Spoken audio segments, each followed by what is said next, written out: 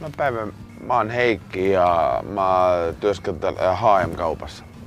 Ja kyllä mä en ihmettely, miksi ne eestilaiset kaikki ostavat asiat H&M:stä, no miksi?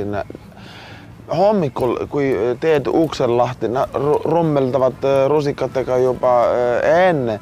Ja kun sisselaiset alkavat ostamaan, ostavat, helvetti. Ja sit öötul, kun paljon uksetkin, niin ei taha ära mennä.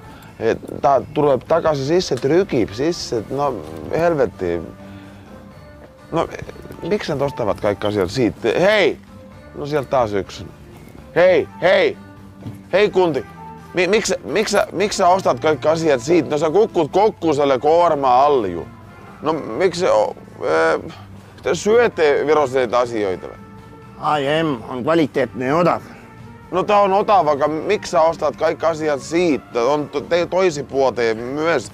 Miksi sä kaikki asiat H&M:stä ostat? Mul on vaja veel särki, H&M kvaliteetset särki. Kus on teil H&M särgid? Ne on teisellä kierroksella. No mitäs? Ei, kun se putos perseelle. Hei! Herää nyt! Hei! Ei kun sillä on taas H&M Yle tuossa nyt. Tohtori! Onks siellä apua? Siinä on eestiläinen kuollut.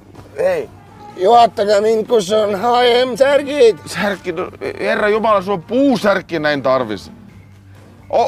Apua! Onks siellä... En mä osaa sitä... Matke mind H&M puusärkki. Hiljaa, en mä osaa sua ravissa. Mä en yksi asia korraa, mä oon myyjä, mä en osaa.